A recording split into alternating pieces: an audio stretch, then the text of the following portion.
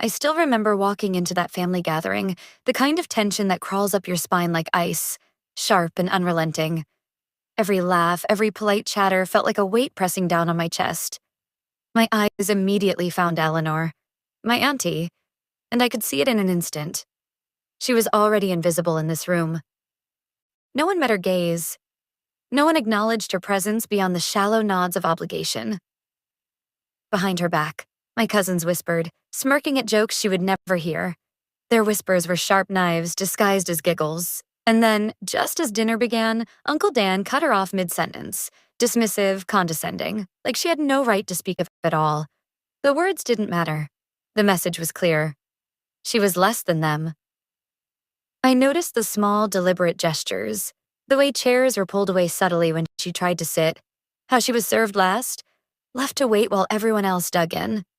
One cousin, more brazen than the rest, laughed loudly at her clothing choice, making the entire dining room echo with cruelty.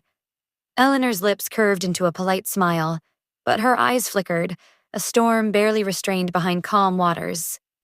Then came the snide remark about her being an outsider, that casual jab layered with false politeness that cut sharper than any knife.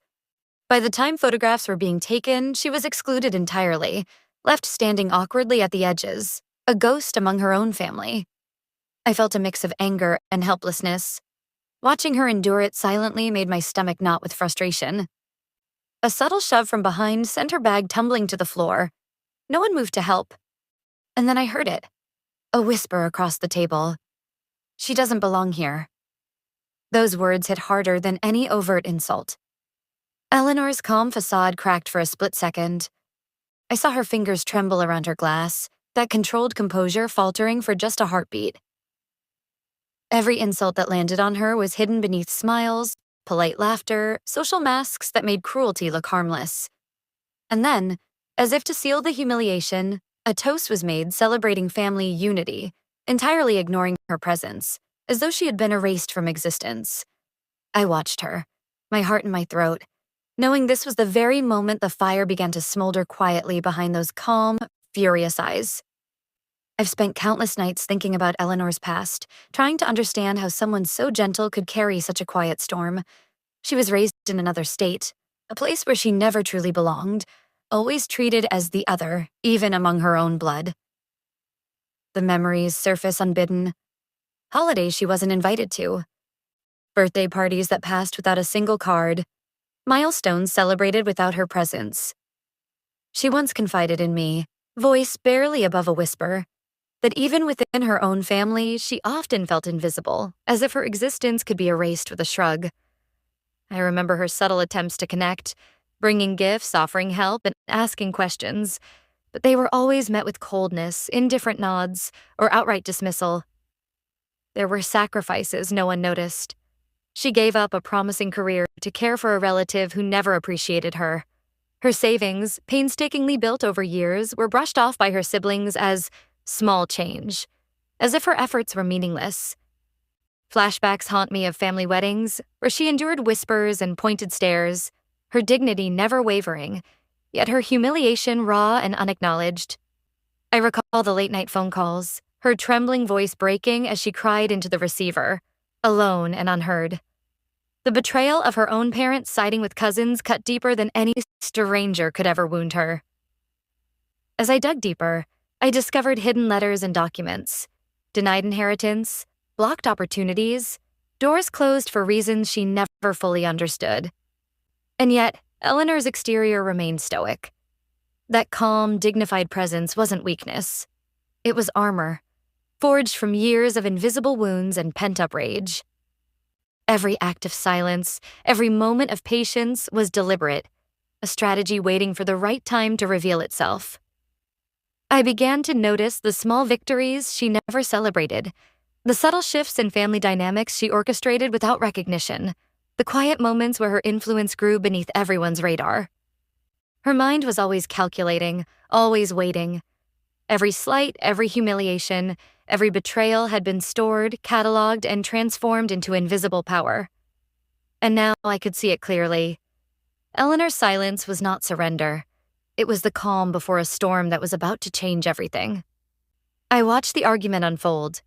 the kind of chaos that usually swallowed Eleanor whole, yet this time she remained eerily composed. Voices rose, tempers flared, plates rattled against the table, and still she sat there, calm, like a lighthouse in a storm. My cousin sneered at her advice, mocking every word, expecting her to falter. But she didn't. Her responses were precise, subtle verbal jabs that left them blinking in surprise, caught off guard by her quiet intelligence. Then came Uncle Dan, his tone sharp, belittling her in front of the extended family. For the first time, I saw a crack in her restraint. Not rage, but the simmering tension of anger finally taking shape. A cold text arrived from one of the cousins, dismissive, brushing off her input on family decisions as if she didn't exist. She didn't respond in haste. Instead, I noticed her pull out a notebook, documenting every slight, every humiliation, each moment meticulously logged like evidence in a courtroom. Tension escalated during a holiday gathering when she was deliberately excluded from games and conversations. I could feel her eyes scanning every detail, calculating, taking mental notes with a precision that unsettled me. Slowly, deliberately, she began planting seeds of doubt among the younger relatives, questioning fairness, highlighting inconsistencies, making subtle observations that didn't scream confrontation but silently chipped away at the family's arrogance. The atmosphere shifted. Her silence was different now. Weighty, deliberate, commanding attention without a word. Those who once mocked her began squirming under her gaze. Eleanor insisted on attending important meetings, standing firm despite attempts to dismiss her. Small victories started accumulating. A cousin's insult was countered cleverly in public, leaving the instigators speechless, flustered, exposed. I felt it then. The storm was brewing.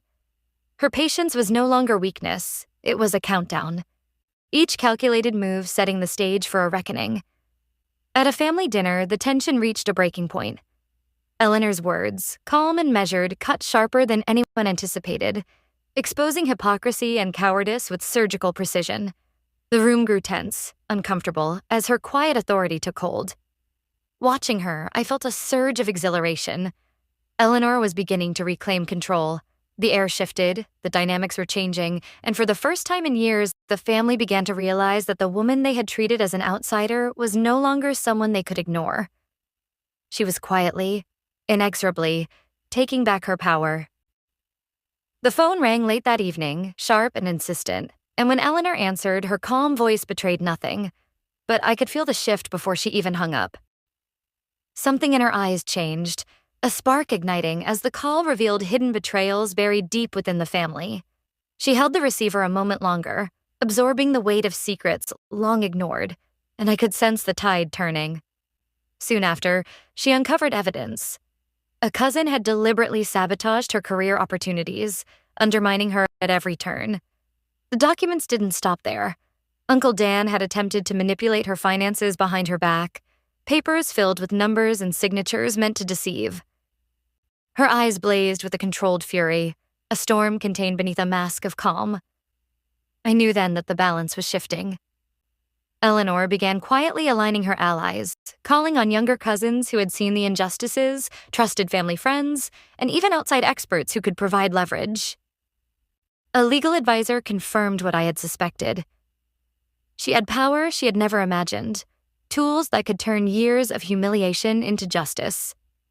The revelation of hidden assets and overlooked inheritance only fueled her resolve, each discovery a brick in the foundation of her strategy.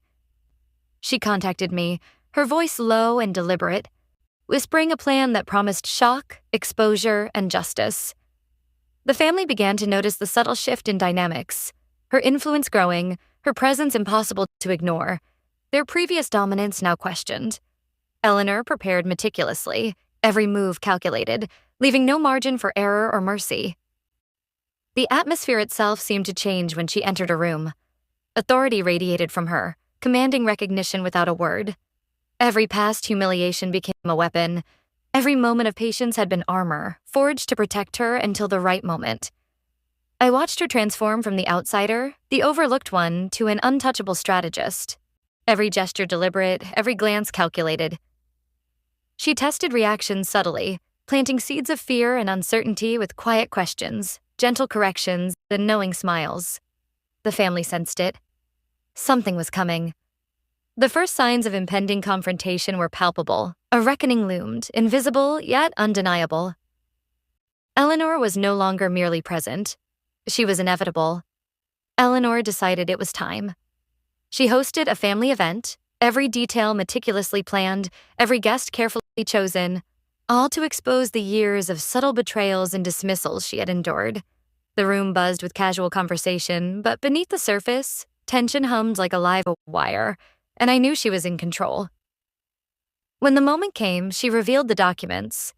Proof of financial manipulations, sabotaged opportunities, letters hidden away that exposed years of deceit.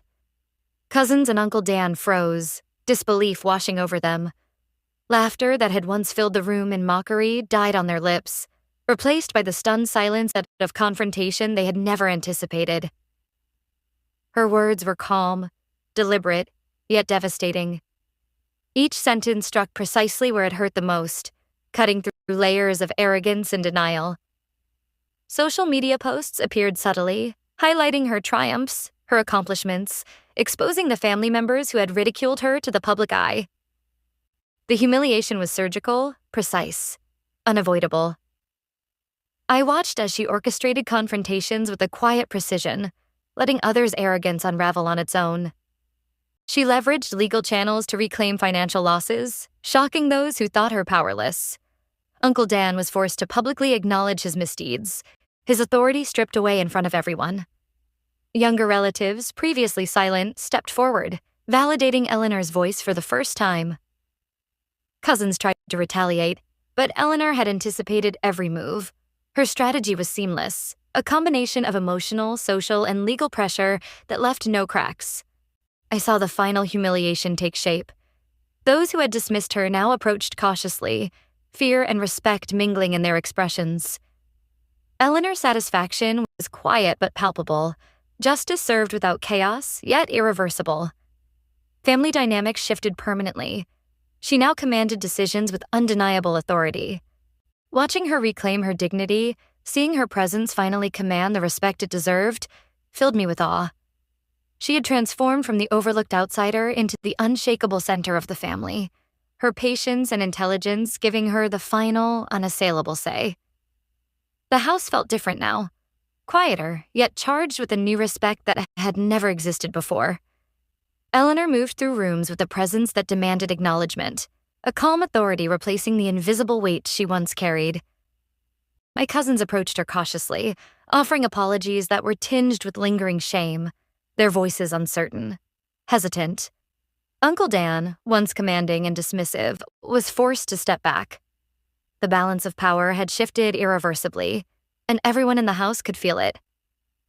Eleanor finally allowed herself to smile freely, the burden of invisibility lifted at last, and in that simple expression I saw years of silent suffering melt into quiet triumph. I watched the younger generation take note, their eyes following her every move, absorbing lessons of strength, patience, and calculated resilience. She began hosting small gatherings where her voice was sought first, valued above the noise of others, and I saw her relish the small victories she had never been allowed to celebrate. Decisions made, opinions respected, accomplishments acknowledged. The family's reconstruction was slow and awkward, but under Eleanor's firm yet measured authority, it began. She taught through subtle guidance, controlled kindness, and firm boundaries, ensuring that lessons were absorbed without confrontation. I reflected on how humiliation had been transformed into empowerment, betrayal into strategy, each act carefully turning the past against itself to forge dignity. Her aura of confidence now dominated spaces that had once been cold to her presence. I witnessed her mentoring quietly, guiding those who had felt excluded, creating a ripple of justice that extended beyond mere family dynamics. The memory of past humiliation fueled her wisdom.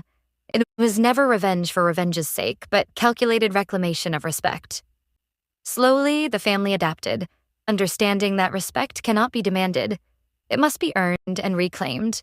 And in that steady reclamation, I felt a profound sense of closure, a deep satisfaction, knowing that the outsider, long ignored and dismissed, now held the final say. Eleanor had arrived, unstoppable, unshakable, and completely in control. I want you to imagine what it feels like to be constantly overlooked, dismissed, treated as if your presence doesn't matter. That was Eleanor's life for years, an outsider in her own family, invisible, unheard. But let me tell you, being treated like an outsider doesn't mean you are powerless. It means you are invisible until you decide otherwise. Patience, strategy, intelligence. These became Eleanor's weapons. Every slight, every whispered insult, every act of dismissal was carefully noted, analyzed, and transformed into leverage. She taught me, through her quiet actions, the importance of observing, listening, and understanding the hidden dynamics that others assume are unnoticeable.